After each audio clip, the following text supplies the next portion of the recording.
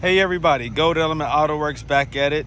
I took a little bit of pause just because I had a lot going on. I recently lost my mother in death, and so of course that is taking and has taken its toll on me and my family. But we have to continue to move forward in life and appreciate the life that we have, those that we love, that continue to live on in our hearts and our minds. Remember them for the good that they've done. Also do our best to let them live through us, and that we be a better person because of the good that they left behind for us, the good memories, the love that they've shown. Let's do our best to continue to love one another and appreciate life while we have it. Okay, so this right here is the SL500. Now, why is the hood open?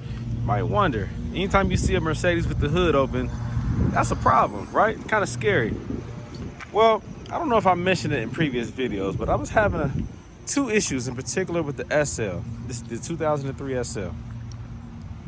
The top wasn't going back, it wasn't retracting, and I was not getting any warning lights on the dash as to why the trunk would not operate. I'm sorry, the top would not operate.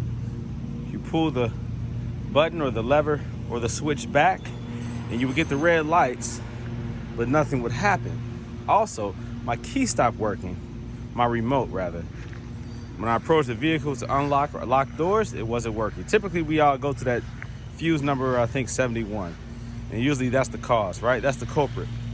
But if that fuse is blown, then your trunk won't open when you press the button. The trunk will not release.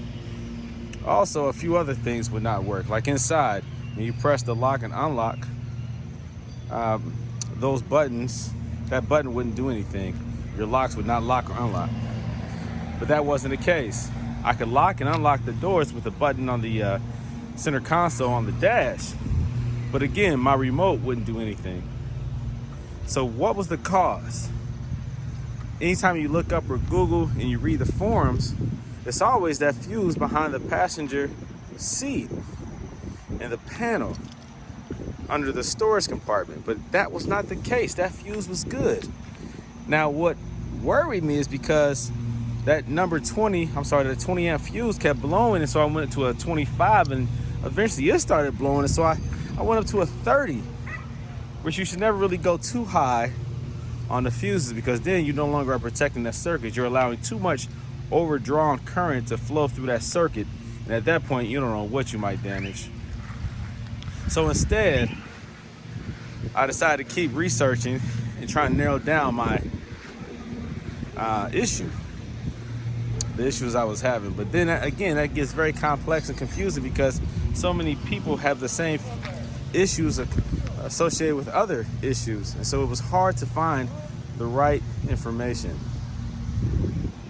What I wanted to find out, I came across a forum that was discussing the keyless go entry issue that someone was having. Shout out to, I can't even say his name right, he's on the Mercedes-Benz World Forum.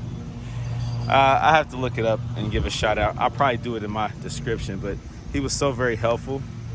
I'll also reply back to that thread and give him, accolades, because he really helped me out. He mentioned a fuse number 38, passenger side engine compartment. Fuse number 38. It's your overhead control panel fuse.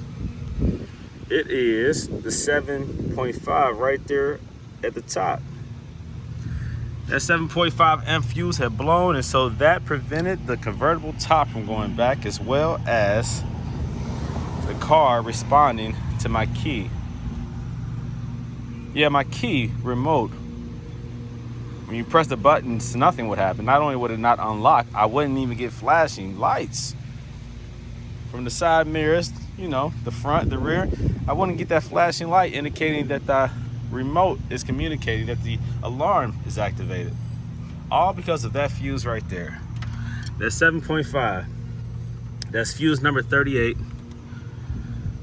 Passenger side engine compartment. If that 7.5 amp fuse blows, then no longer will your car respond to your key remote. And like I said, in this case, the convertible top wouldn't go back. I got no faults as to why. I even hooked up my CarSoft NB scanner and nothing came up. Maybe I should have looked up the control panel, but that's the last thing I would have thought, was that a fuse controlling a control panel. But that's what you just don't know. So many things are integrated circuitry-wise on this car. There's so many systems that's related to other systems that you just don't know, because of course we didn't design these cars, so we don't really know everything. And so we learn from each other. So shout out to the MB World Forum, because that right there just saved me so much time and frustration. I was getting kind of worried, but now everything is back. All right, the fuse that was blowing before, I put back a 20 amp fuse instead of a 25. I definitely removed a 30. And again, I don't know if you should ever go above 30. That might have been the cause. I mean, maybe you shouldn't go above 25. I've never heard of anybody putting a 30 in there, but I did it just to do it because I got tired of that fuse blowing.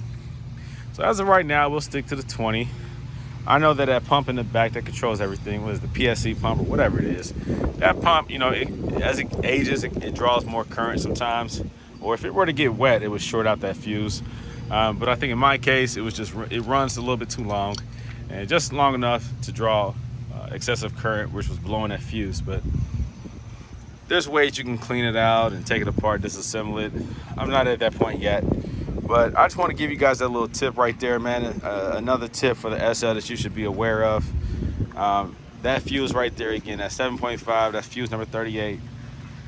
So if your car no longer responds to your remote, you have good batteries in your remote, and your convertible top does not retract, does not do anything, that might be the cause. So I'm happy. It's a sunny, beautiful day, and I wanted to throw this top back. Me and the wife go to the gym and work out, and I did not want to pull this car out, drive it on the road without that top working. So I was determined to resolve the issue. I spent countless hours researching, reading different forums, and I'm so happy to have come across that.